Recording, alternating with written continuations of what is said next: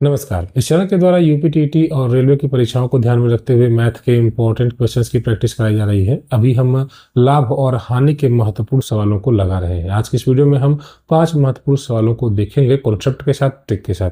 इसी क्रम में आइए हम आज का पहला सवाल देखते हैं।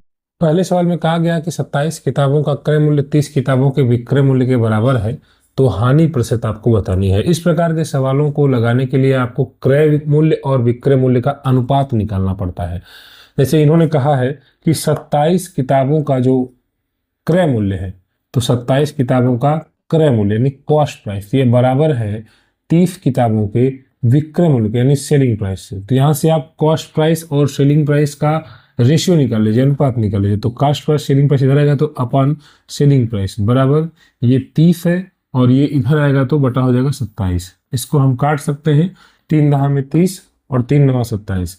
इसका मतलब ये हुआ कॉस्ट मतलब खरीदा अगर हमने 10 में, सेलिंग यानी कि बेचा हमने उसको 9 में, तो हम कितने रुपए का नुकसान सह रहे हैं। कैसे 10 की चीज को अगर 9 में बेचेंगे तो 1 का नुकसान होगा, 1 का नुकसान होगा। और लागत कितनी थी, कॉस्ट प्राइस कितना था, नुकसान हमेशा आपकी लागत पर होता है, लागत था 10 का, 1 का नुकसान हुआ 10 पर, तो 100 पर कितना, तो 100% से गुणा कर दीजिए। यहाँ पर 10% आपका उत्तर आ जाएगा। इतनी आसानी से आपने इस सवाल को लगा दिया, विकल्प ए सही है। आइए हम एक और सवाल देखते हैं।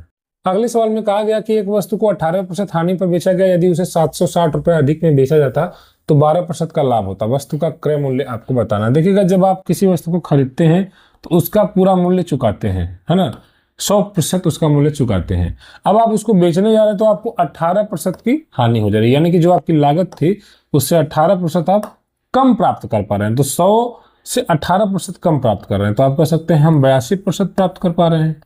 बोलिए 82% प्राप्त कर पा रहे हैं, ठीक है, अपनी लागत का।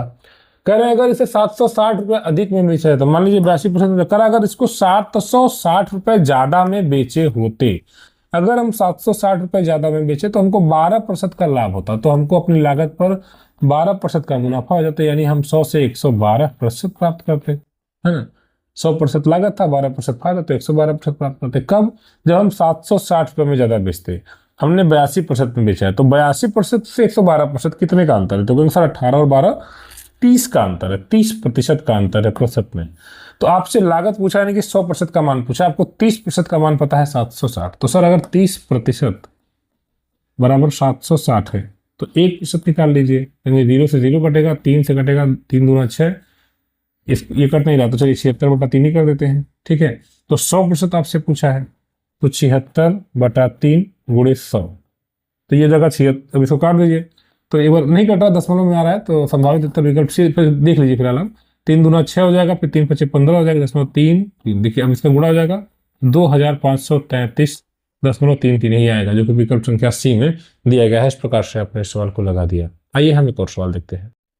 एक और सवाल कुछ इसी प्रकार से है। इस प्रकार का सवाल हमने लगाया था, 16 वस्तुओं का विक्रय मूल्य। देखिए 16 वस्तुओं का विक्रय मूल्य मतलब सेलिंग प्राइस बराबर है 20 वस्तुओं के क्रय मूल्य यानी कि कॉस्ट प्राइस के। तो आपसे पूछा लाभ या हानि प्रतिशत में कितना है, तो इसके लिए आपको कॉस्ट प्राइस और सेलिंग प्राइस का रेशियो निकालना होगा। आप सेलिंग प्राइस को इधर कर दीजिए, तो ये जाएगा cost price upon selling price बराबर ये 16 ही रहेगा, ये देखिए 20 इधर आएगा तो घटा हो जाएगा, ठीक है। अब ये हो गया।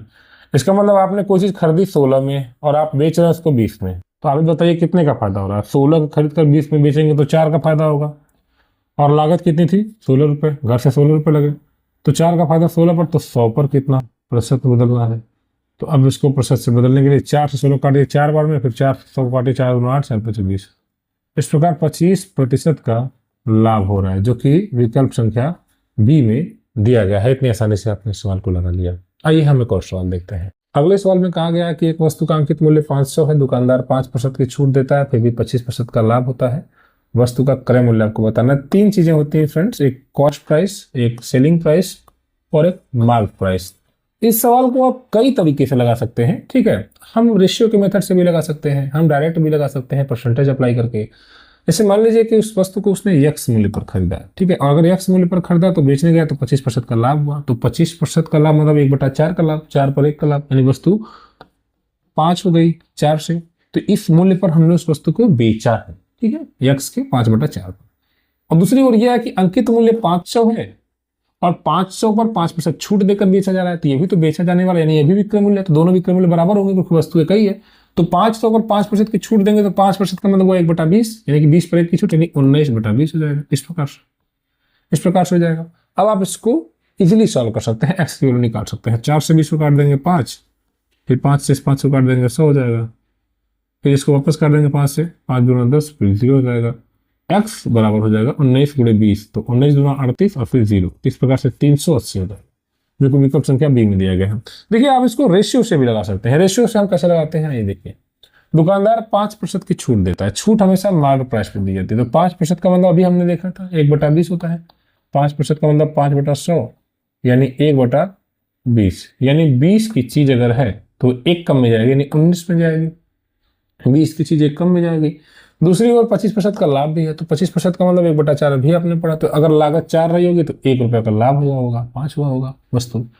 अब आप देख रहे हैं कि यहाँ पर सेलिंग प्राइस 19 है, यहाँ पर 5, इन दोनों को सेम कर दीजिए, क्योंकि सेलिंग प्राइस एक ही वस्तु है तो सेम होना चाहिए। तो 19 से गुणा यहाँ कर दीजिए और यहाँ 5 से कर दीजिए, यहाँ 5 से गुणा कर दीजिए।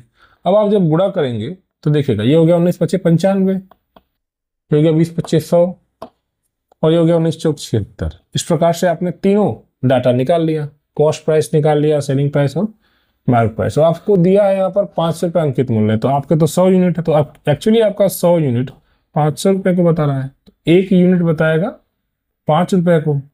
5 रुपये को आपसे क्या पूछा है, वस्तु का क्रय मूल्य 76 यूनिट पूछा, तो 76 × 5 कर लीजिए, तो 76 दाम में 760, 760 का दाम 38 और 0, 380 हो जाएगा। इस प्रकार से विकल्प भी सही है। अगले सवाल में कहा गया है कि 144 मुर्गियां बेचने पर महेश को 6 मुर्गियों के विक्रय मूल्य के बराबर हानि हुई, तो हानि प्रतिशत आपको ज्ञात करना है। हानि आप कब निकालते हैं, जब आपका क्रय मूल्य ज़्यादा हो जाता है विक्रय मूल्य से। कहने का मतलब यह है कि जैसे मान लीजिए कि आपने 10 रुपये में कोई चीज़ खरीदी, तो ये आपका क्रय मूल्य हुआ और आपने उसको 8 रुपये में बेचा, ये हुआ विक्रय। तो आपका क्रय मूल्य ज़्यादा हो गया, खरीद वाला मूल्य ज़्यादा हो गया 10, तो आपको नुकसान हो रहा है। अगर विक्रय मूल्य ज़्यादा होता तो फायदा होता। तो अब ये जो हानि हुई है, देखिएगा हानि कितनी है, 6 मुर्गियों के विक्रय मूल्य के बराबर हानि। तो जो हानि है वह 6 मुर्गियों के विक्रय मूल्य यानी सेलिंग प्राइस के बराबर है। तो हमने हानि की जगह पर 6 मुर्गियों का विक्रय मूल्य लिख दिया। ठीक है, जो इन्होंने कहा बस हम वही करेंगे, अपने से कुछ नहीं करेंगे। बेची कितनी जा रही मुर्गियाँ, 144, तो 144 मुर्गियों का यहाँ विक्रय है सेलिंग प्राइस, माइनस खरीदी भी गई होंगी 144 मुर्गियों का क्रय मूल्य, बस।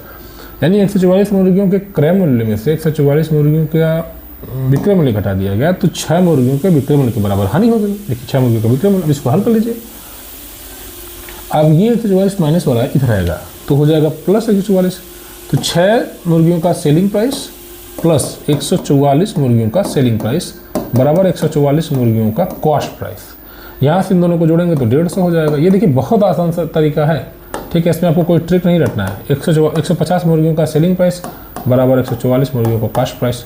अब आप इसको रेशियो निकाल लीजिए कॉस्ट प्राइस का। देखिए कॉस्ट प्राइस 150 है, सेलिंग प्राइस 144 है, यानी कि आप खरीद रहे हैं 150 में और बेच रहे हैं 144 में। तो 6 रुपये का आपको नुकसान होगा सीधे सीधे। 6 रुपये का नुकसान होगा किस पर, लागत कितनी थी 150 पर 6 का नुकसान। तो प्रतिशत बदलना है तो 100% से गुणा कर दीजिए। तो 50 × 3 150, 50 दूना 100, फिर 3 दूना 6, फिर 2 दूना 4%। तो 4% की आपको जो है हानि हो रही है, जो कि विकल्प संख्या बी में दिया है। इस प्रकार से आपने सवाल को लगा दिया। अगर आप टीटी और रेलवे की तैयारी कर रहे हैं, मैथ के इंपॉर्टेंट क्वेश्चंस की प्रैक्टिस करनी है, तो इस चैनल को सब्सक्राइब जरूर करें। धन्यवाद।